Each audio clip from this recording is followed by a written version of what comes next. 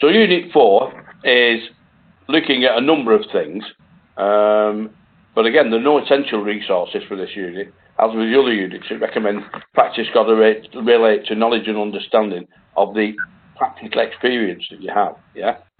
Yeah. So, when it looks at define the concept of professionalism, what is it? It's not something tangible, is it really? It's not something you can lay your finger on. It's a number of things, yeah? It's the way you react to people. It's the way you influence others. It's the way that you follow procedures and policies and so forth, and make sure that you act in a professional manner. Yeah. So it's not something hard and fast. You can say that's professionalism. It's a whole bunch of things that put. It's an attitude, I suppose. Yeah. It's an attitude of mind and a way of looking at things to try and produce the best that you can produce. Yeah. So it's looking at what professionalism is. It's a certain amount of autonomy. It's a code of conduct. It's the roles and responsibilities that you've got. Concept of leadership. Every teacher is a leader to some extent. Yeah. Yeah. Because you're leading a group.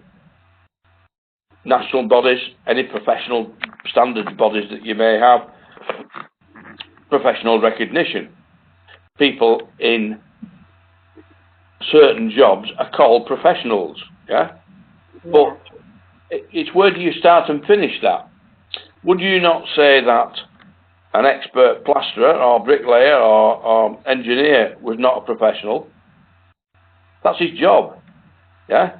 His job is to produce the work that he does to the best of his ability. And most people do. And that's the professional manner. Dual professionalism is, I said this before, and I was speaking to Ben, it is different, but it's in concept, it is no different, yeah? If you previously had a job, or a specialist area that you were qualified in and professional in, and you developed a professionalism within that sphere, yeah? Yeah. How is that different to the teaching one?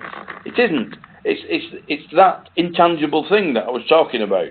It's a series of ways that you present yourself to others to do a particular job of work to the best of your ability by following guidelines, codes of practice, and acting in a professional manner.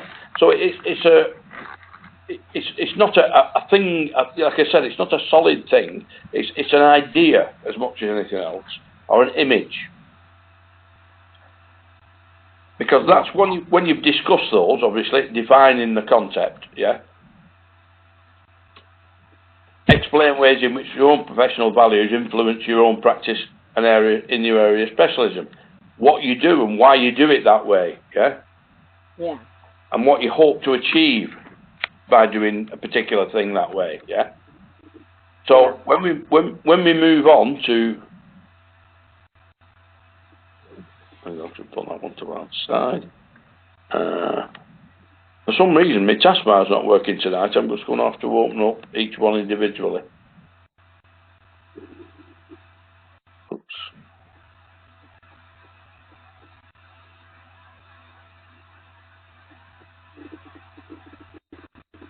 Reopen you up again.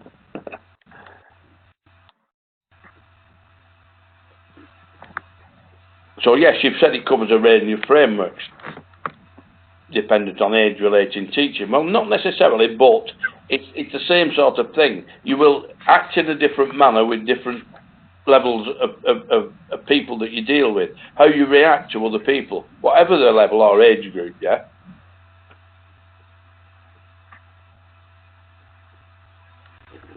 The accuracy of conduct of the teaching professional standard, yeah, that's fine. The idea of professionalism is that, and this you've got it there, the idea of professionalism, yeah? Because it is an image or an idea more than a tangible thing, yeah?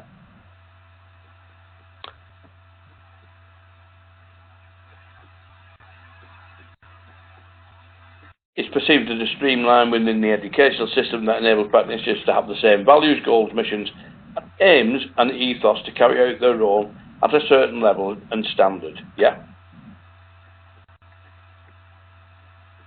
You've given some examples here. Yeah. Yeah. Looking at government bodies, benchmarking assessment criteria for teachers tend to follow the scheme, and this information is collated to. Yeah.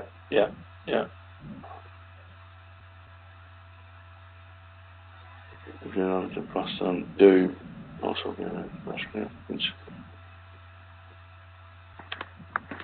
yeah, that's okay. Yeah.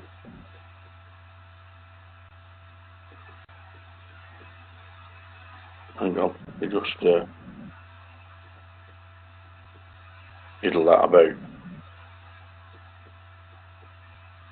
There you are.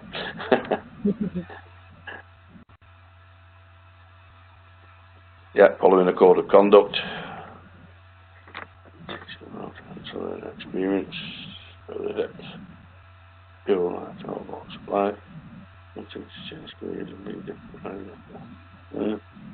Yeah. That's okay.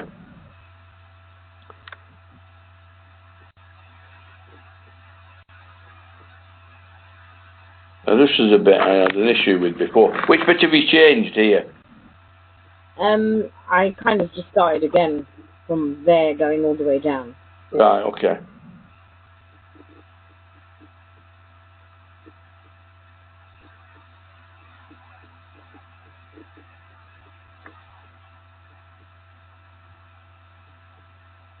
Well, that's okay up to now, so let's just delete that command.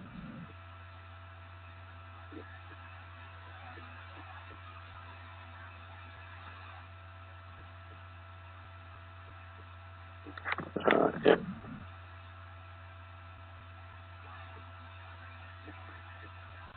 Okay, that's fine. Yeah.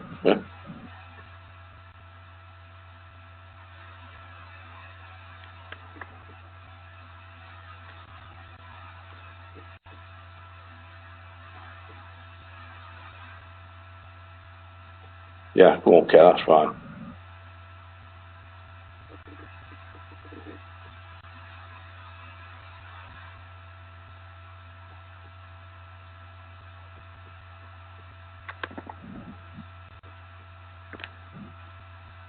Got a few silences here, just while I read through some of those paragraphs, that's all.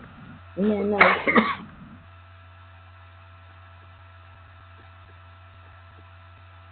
Best practice in teaching and learning, that's okay. Yeah, this is that last bit, you got it there. It's how we carry ourselves, how we actually, the image that we present, yeah?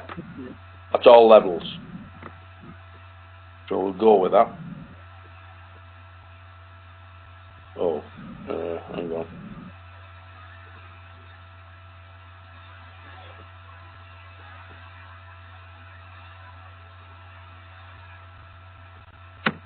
Oh.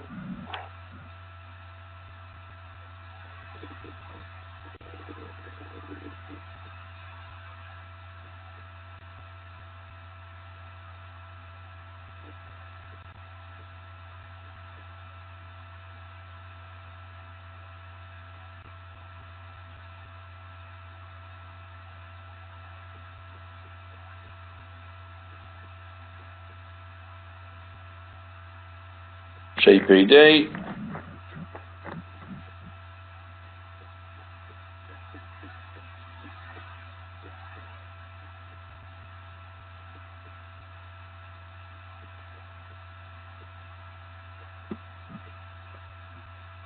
That'll do.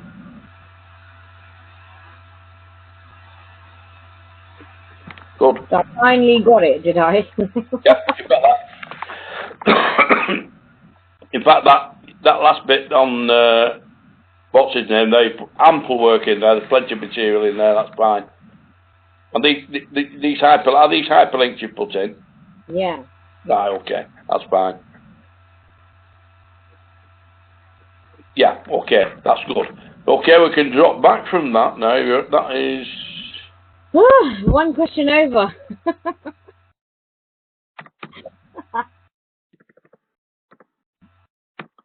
Right, those two were achieved. I'll write that in afterwards, okay. Yeah. So, explain ways in which social, political and economic factors influence educational policy. And that is, economic factors is, any time we've got like now where cuts are being made all over the place to try and reduce the outgoings of the government, it has an effect on what you can produce with the facilities that you've got now. It may be that you have to cut back on resources. It may, you know, those are the sort of things it's looking at on there. And if you bring me, oh, hang on, just let me put that to one side. For some reason, it isn't going back. This is the problem. I'll have to find out what's up with that tomorrow. So that's what I was thinking. So for economic, I would do the cuts for the government, meaning less resources in schools, TAs being shared between classes and things like that, not investing in CPDs or training as a whole school or for inclusion. Exactly. And then for social, I would do something about the areas that people live in. And well, you've got some good ideas on here, if you look at them. Social factors, raising standards, promoting widening participation. The need group. Yeah? I was thinking like when we do programs for parents, so we can teach them English so they can help their children. And the other way around. We've got students who have come in from other countries whose children are at school and are helping them with their English. Works both ways, yeah. But yeah, there's some good ideas. Social factors, looking at the need group and how we actually engage them. Yeah. Engaging the community into children's learning, isn't it? Well, certainly into any of the younger group that are not in education or training, part of that need group. There are several, what do we call them, schemes put in place to try and bring them back into the educational field. Some of them have been successful, some less successful. But you can look, if you go into niche, you'll see some of the things that have been put in place on there to try and address that. Yeah. Yeah. Responding to impact of migration and immigration and supporting local initiatives as well. One of the things that recently happened is that the adult education budget, which was central, has now been devolved into the areas, so that local areas can decide where they're going to put that money to help people engage in education. Yeah. Political factors we've just discussed, economic growth, prosperity agenda, influence of national events on educational policy, and of course, to a certain extent, political influence on policy as well. Bringing out academies, going back to grammar schools, all those sort of things, yeah? Yeah. Federations, isn't it? Yeah. Economic factors, local employment needs, identifying and addressing. Economic and social factors quite often go together. Yeah. And so it's looking at regional skills gaps, establishing links with commercial and business activities, getting employers involved, and one of the advantages of the apprentice scheme, as it was that the young person was actually employed from day one. Yeah. They were getting a wage, not very much, but I mean, apprentices never did. But at the end of the day, they're gaining skills and qualifications which will be with them for life. So, economic and social factors running together, the impact of globalisation on business needs, responding and evaluating to priority sectors, changing workforce, demographics, encouraging investment. Those are most of the issues that you'll cover in 2.1. Okay. Again, it's an explanation. You're not having a deep analysis here, so you can cover each of the sectors, quite I won't say briefly, but you can cover them. You don't need to go into too much detail on there. Just need to cover some of the areas that are on here. Yeah. A paragraph each. Is that enough? Sorry.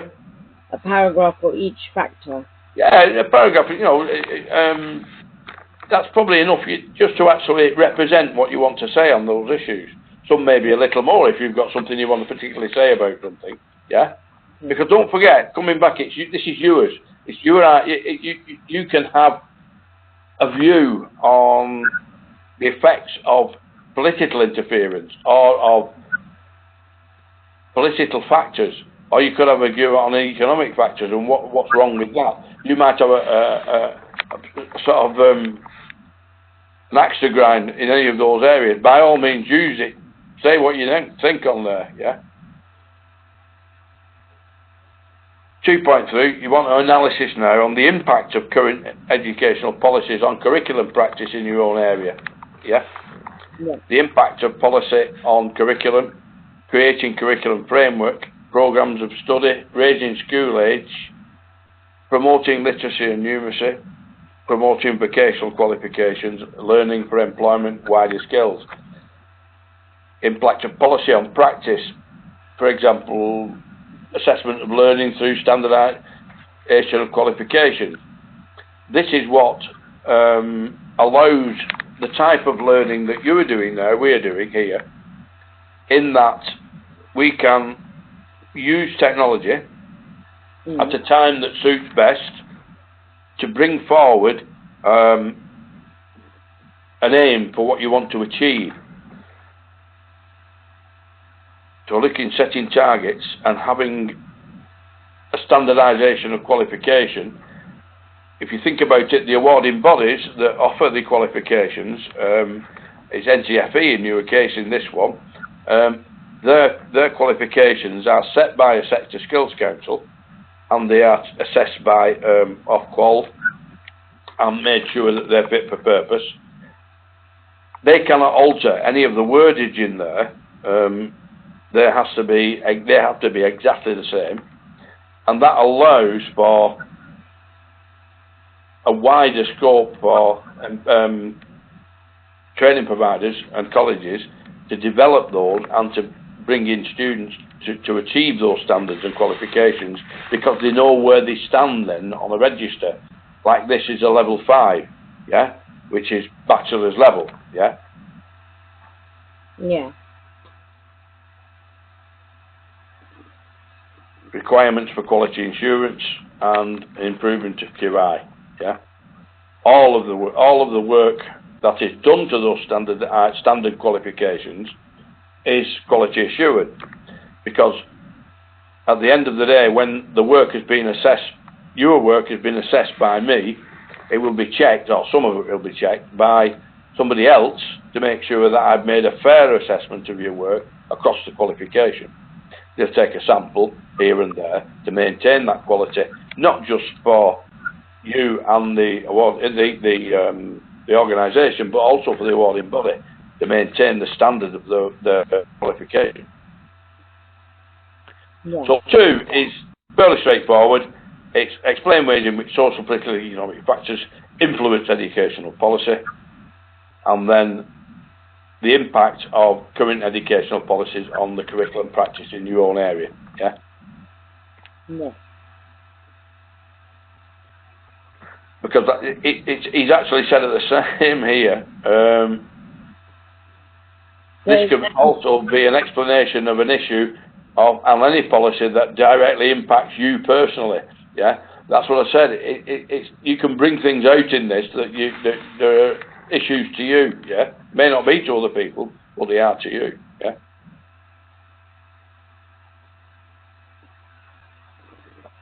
Are you hearing me okay? I've noticed it's creaking a bit. No, I'm hearing you. My side's really loud. I put the volume on 100%.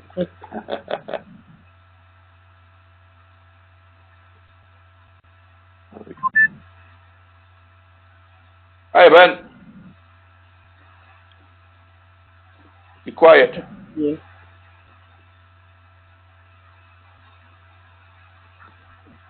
We ain't got no sound.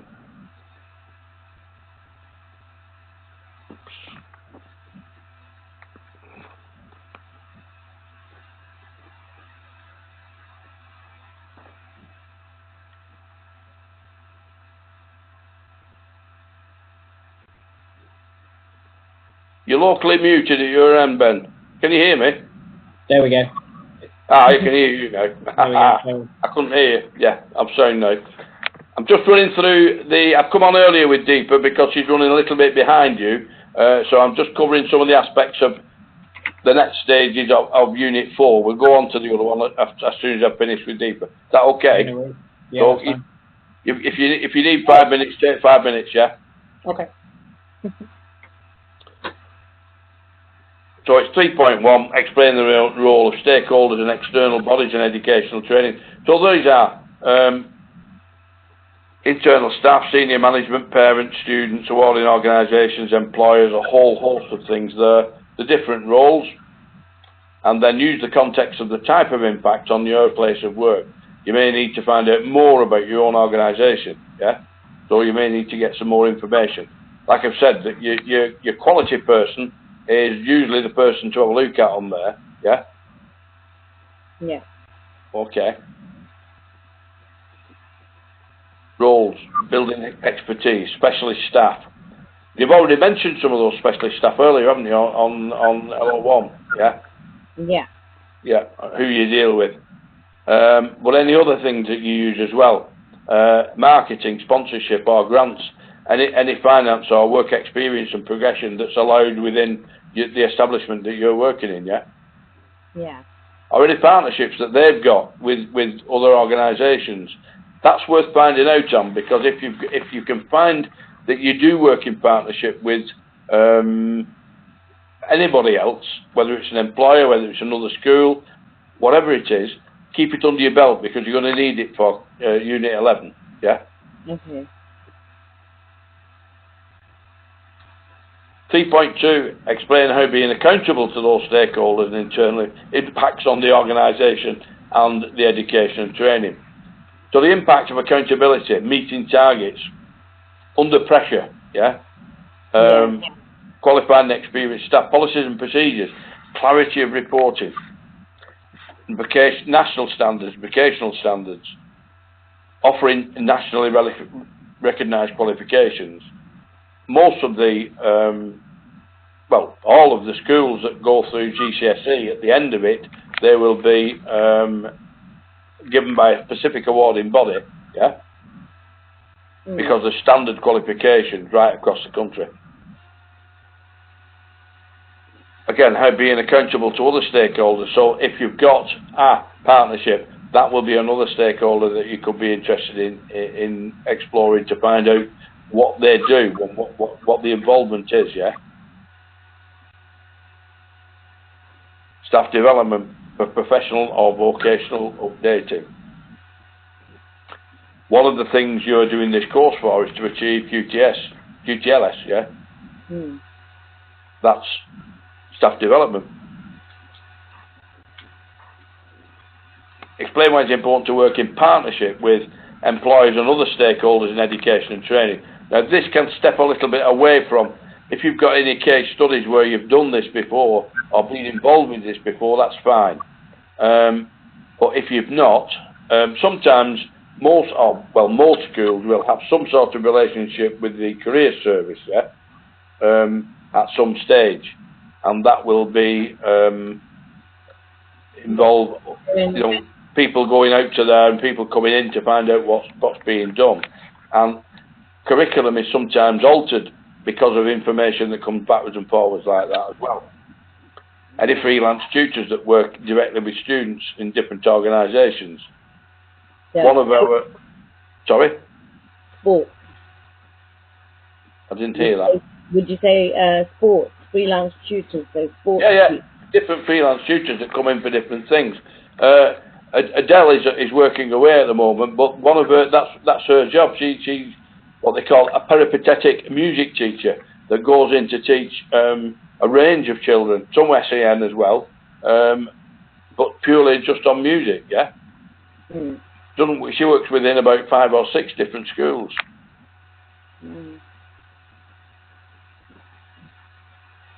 So 3.4 is looking at the impact on yourself, on the personal impact of being accountable to stakeholders. I mean, you've looked at how the impact in the earlier bit. You looked at the impact on organisations of being accountable to stakeholders, the impact personally on the teachers of having that accountability to other people or other sectors, yeah? Yeah.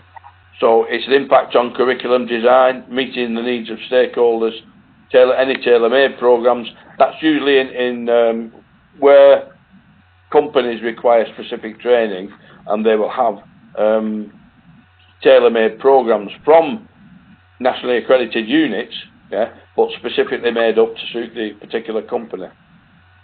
Opportunities for progression, national standards, integrating wider skills, the use of new and developing technologies, and the impact of delivery and assessment, etc. It's time can be an issue when you've got so much going into a particular qualification or a particular curriculum. It's making sure there's time for reflection, there's time for assessment, yeah, because those are all part of the cycle that we need to make sure that the standard of things is meeting the awarding organisation standards. Alternative approaches to assessment, rigorous management of assessment and quality assurance procedures. So again, your QA person can fill you in on what the QA procedures are. Yeah. It mentioned there alternative approaches to assessment. Sometimes, if the work is not coming in too well, one of the things you can do at this level is something called professional discussion. Yeah. Where you can actually, I can take a unit, build a question and answer list for that particular unit, and cover large parts of it purely on a discussion session around around that Q&A. Excuse me, croaking again. So I'm not going to go beyond 3, 4, yeah? Yeah, that's no because the 2's not bad. Just the 2, 1 and 2, 2, yeah? And it's fairly straightforward on that. I think we've covered that pretty well. 3 is looking at the impact and accountability of stakeholders and external bodies in education and training.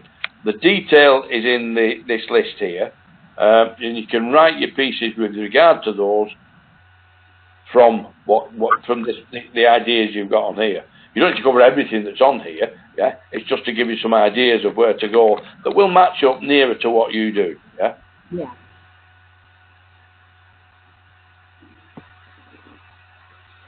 Have you got any questions for me on that bit? No. Are you okay with that now? Yeah. So what I'll do, I'll leave you to do that. I'll send you the assessment back, yeah? Now I've cleared that LO1 tonight now. Just carry on with 2 and 3 and let me have those as soon as you've got them done.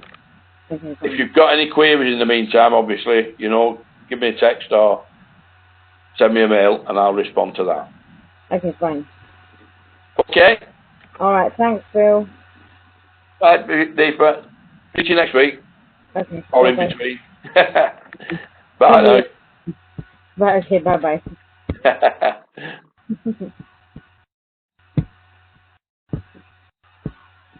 Oops, well, viewer 2 coming up. Where have you gone?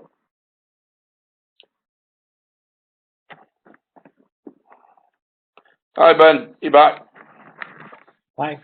Sorted. Right, I can just close these down. My taskbar's having a fit for some reason tonight. It's not storing stuff for me to keep bringing it back. So I'm going to close everything down and open it up again. Just a second. Delete. Delete.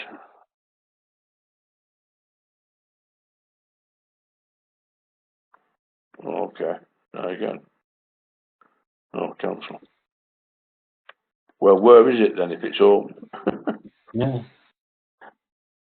So all my taskbar down this side here has vanished.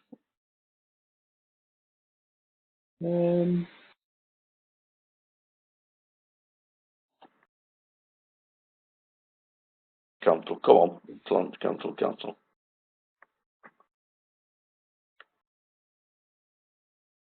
Something's holding us up It's here. just stuck in it. Yeah, it's not something definitely adrift tonight on here. I don't know why. It started off okay. I had everything stored down the side here. Yeah. And then for some reason it's gone off. Whether I've closed anything by mistake.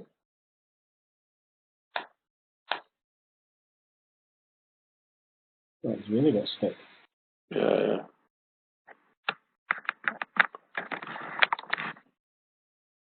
Holding it up.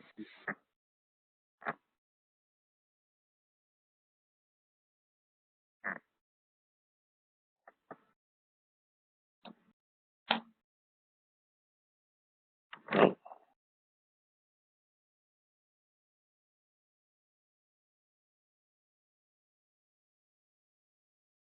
Sorry about this. It's obviously doing something. I don't know what the hell it's doing.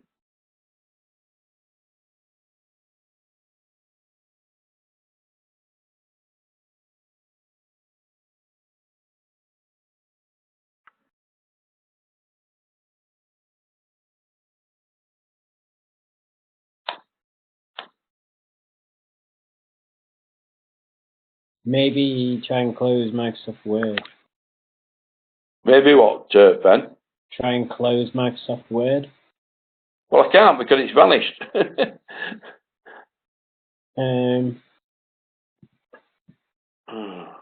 Try pressing Alt and Tab. Try what? Alt and Tab. I'm not hearing you. One sec.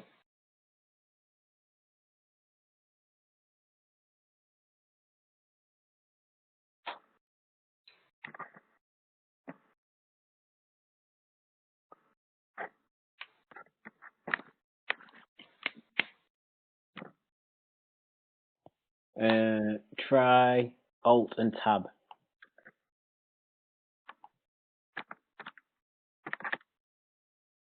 Done something. A big fleck. It's not doing what I thought it was going to do, though. It's doing something. I've got a big flickering X now on the box. That's weird.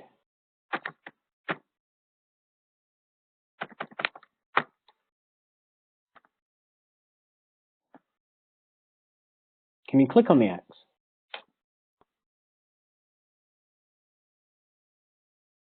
Not having any effect at all.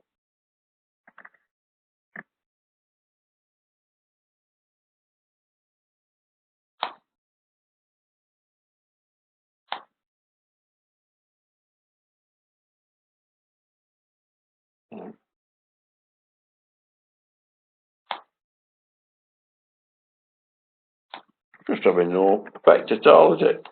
No. Right, well, I'll tell you what I'll do, Ben. Just hang on, give us 2 or 3 minutes. I'll shut down and open up again, yeah? Yeah, no worries, mate.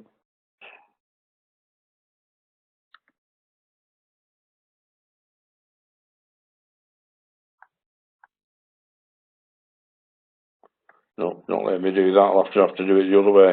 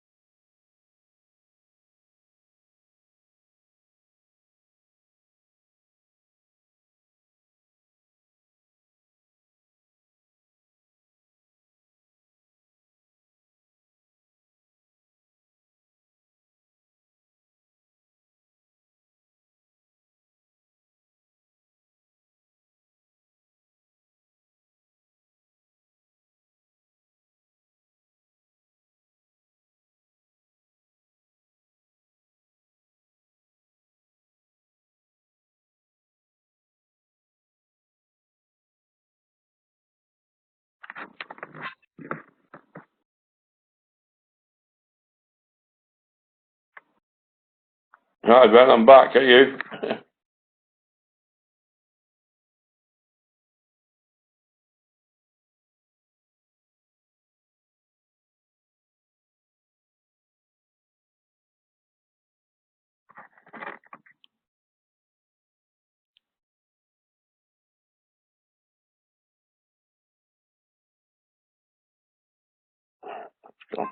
Hi, Ben.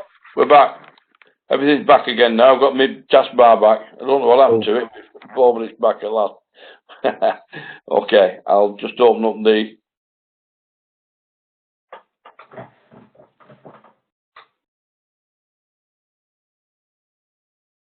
is it Chrome that's causing the problem?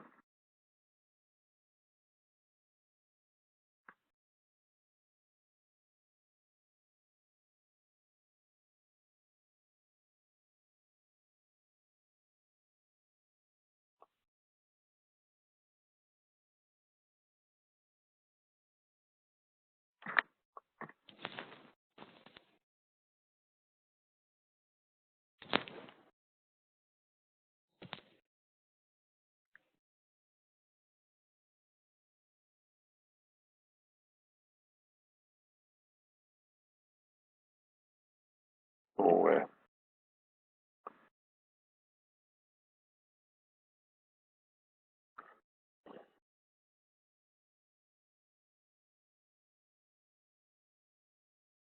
so far, so good. There we go. Right. Zoom down to Unit 8. Yeah. So I've done 1.3 Yeah. and started 2.1. Yeah, 2.1. Quick look. Here we are. Suggested evidence.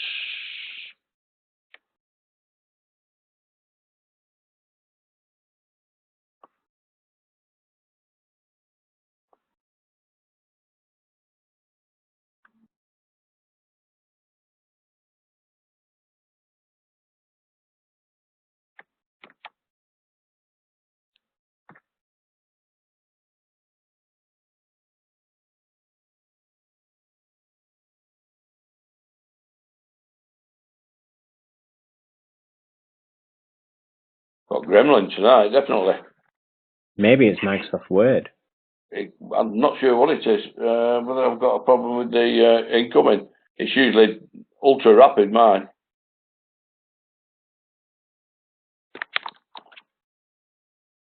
Document recovery.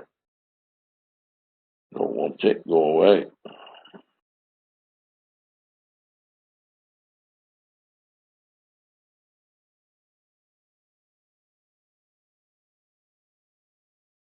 Right, that's better. Here we are.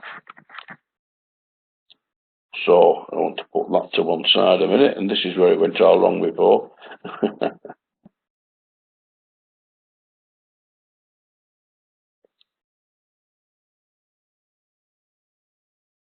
There you go. Just to move it to the bottom while I open your folder up.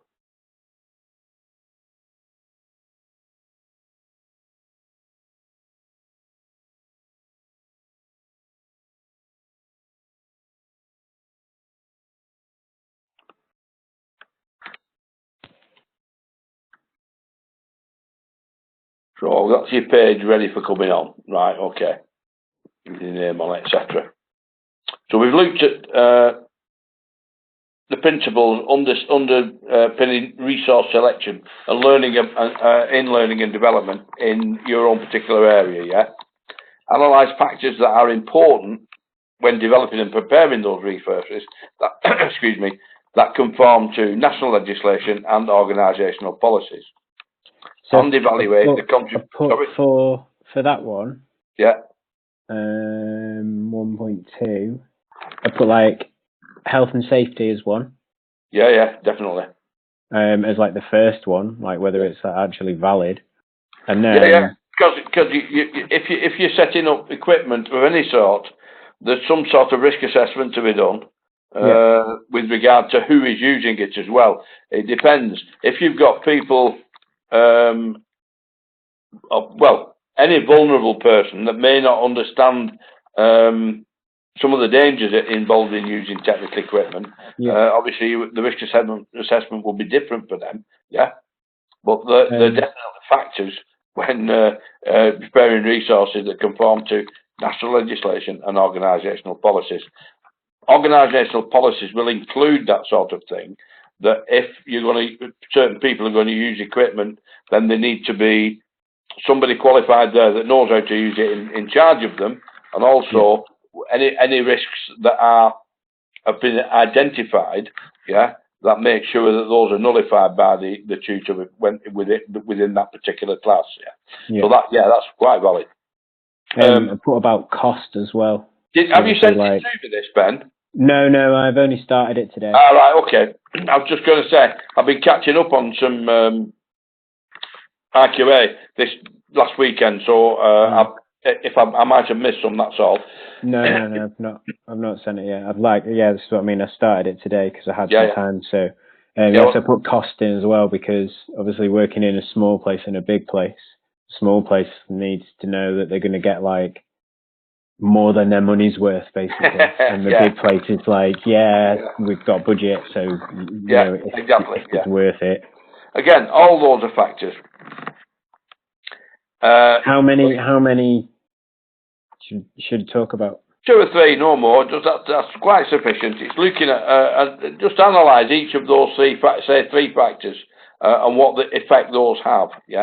And you've just mentioned a couple now already, which is I've got those. You've done the analysis in your head to some degree. And again, the evaluation of what the contribution of technology to the development of learning and development resources, particularly in newer area, it's quite it's probably more. It's probably made more contribution than almost anything else in the last, certainly in the last 20 years, anyway. So what I've actually spoke about in that one is one part of it is like network computers and people being able to get their work from different places to allow them different access to different resources. And then the other one was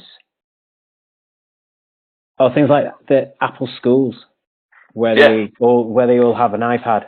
And the teacher can see everybody's screen. And like send them like, right, this is the form now that you're gonna like fill out, or whatever it is, this is the exercise. And they can see who's struggling or who's doing well, and then like give them support. Again, it's all in reverse to what we're doing now. Where I've got a screen and all the students can see the screen. Exactly. But that's the way technology is developed. It's grown existentially in the last 5 years because everything will be done from a phone now. Never mind a laptop or a. Well, this is it. Like I've mentioned that it's like part of culture. So if it had been a few years ago, it wouldn't have been something that would have been considered. But now everyone has a phone, so it's natural to kind of include it rather than try and stop people using it. One of these do it anyway.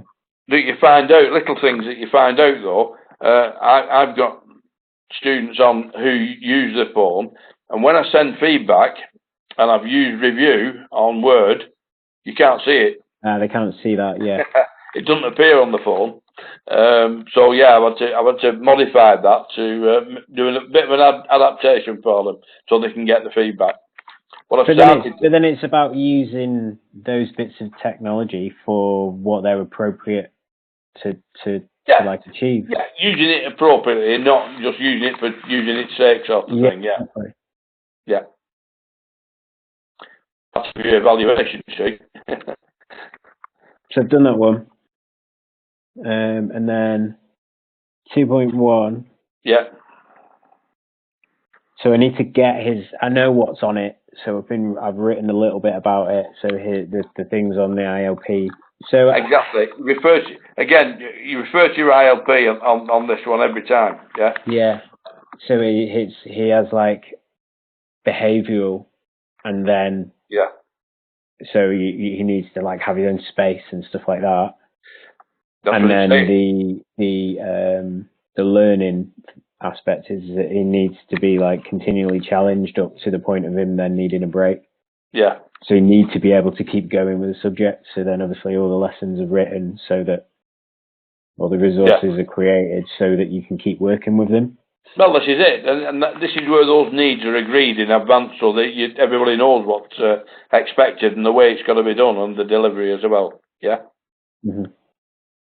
Again, preparing the resources for the delivery of learning development, ensuring legislative, organisational, health and safety, welfare, equality and inclusion requirements are met. And that is equality and inclusion. You can give some case studies there, yeah, and put those in, and those will fit in very well with 2.2. Any adaptations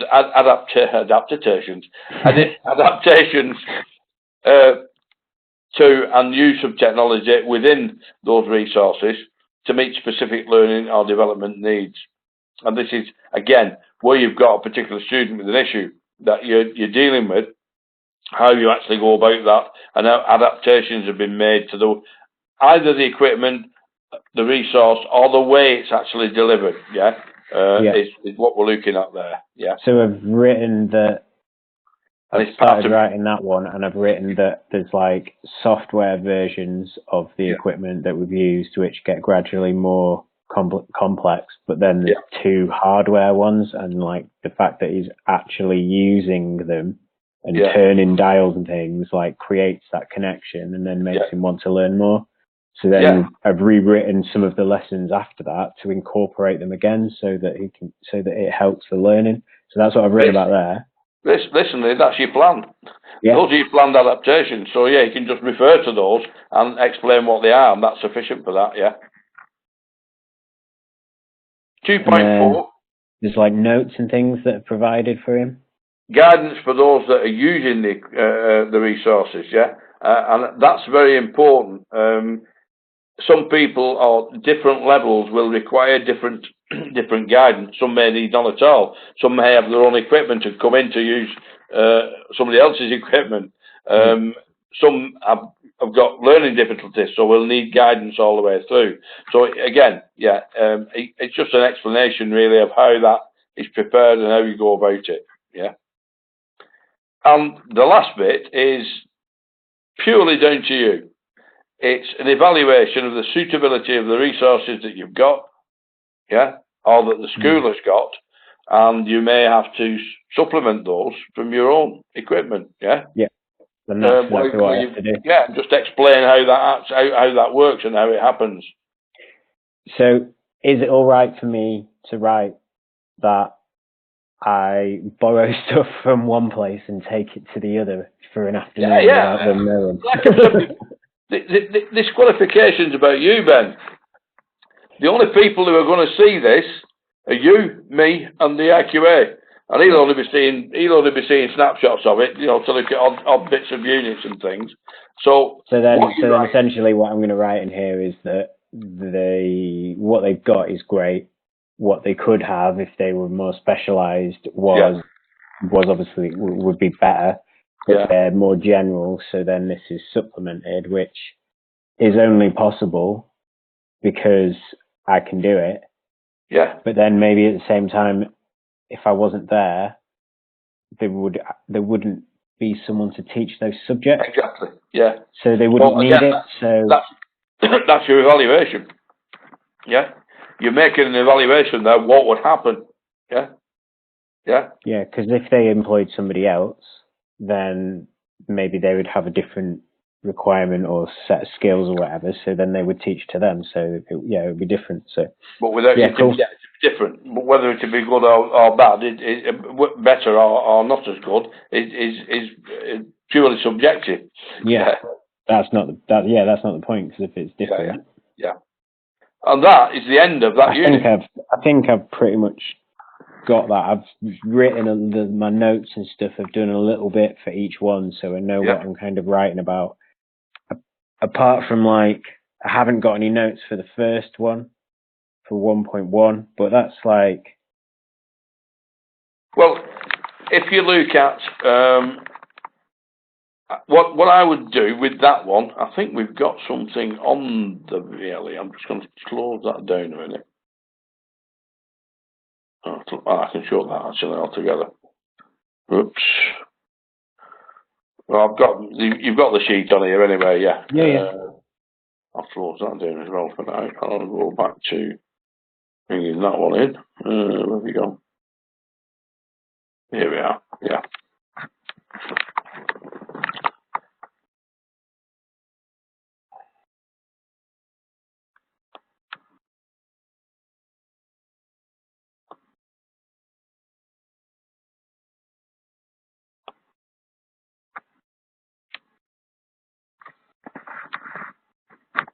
I don't know whether this is one of that I've written or whether it's one that I've added from somewhere else. Yes, it's one of mine. Financial constraints, the cost of developing new resources, purpose of the resource. Resources need to assist learners in making connections between what they learn and practical application. I'm going to read through it. You can read it through yourself. Well, just those bits there is exactly what we've just been talking about. Yeah, exactly. It's the principles of how you... the overall principles, not a detailed one, but the overall principles that you use on resource selection for a particular course or particular part of a course, so then the three that are analysed, that I've done it in 1.2, so the health and safety and the cost, they're going to be included in that, aren't they, in that list? Yeah. So 1.1's not actually going to be be very much, is it? No, that's why it's only a short handout. It's that introduction to it. To actually cover that, yeah. Yeah, if you see any of these handouts on there, if it's got my name on the bottom, I've put it in. If it's not, I've probably extracted it from somewhere else. Yeah. But it's just to give you an idea and an outline of what needs to be done on there. So I'll close that down. That's basically, it's on here on the VLE. There's some indicative content on there for Unit 8 as well. It's only like that amplification I had on the first 4 units, yeah.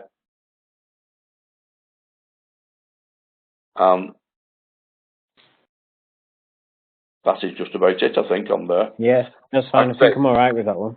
Yeah, I might just carry on working on it now because I've got quite a bit of it done. Yeah. It's a fairly straightforward unit. It looks complex when you look at what it's asking, but it is a fairly straightforward one. It's more straightforward than Unit 4 anyway, which needs a bit of thinking about. Yeah.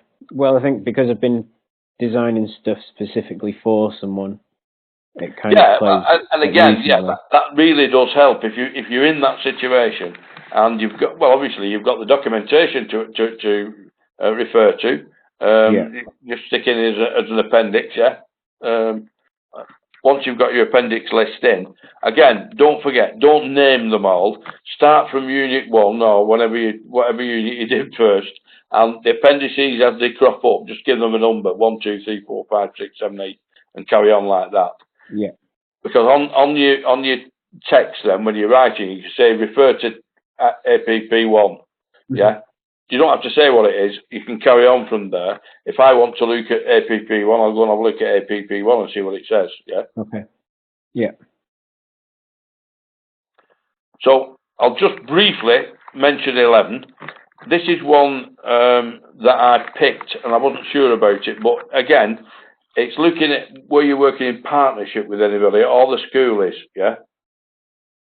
And if you can get some information on there, usually, as I've mentioned earlier, the quality person in the organisation is usually aware of all the contacts and the people they deal with and so forth, and any partnerships they may have with any external people or, in fact, other schools. Yeah. At the bigger place, they're like. Is it they were underwritten by the uni that's near here, so they've got that partnership? Yeah. That's the one you need to get for 11. It's all after LO1. It's which talks about partnership working and why it happens and so forth. You then need to pick up a specific partnership, yeah. and who's involved in it, what they do, and what the process is, and what the outcomes are, what the expected outcomes are. It's all about that term partnership. We put that in because it covers. I think we did that, but purely for. I can't remember what we did it for now, but we selected the units that they would match up with nearly everybody. Yeah. Mm.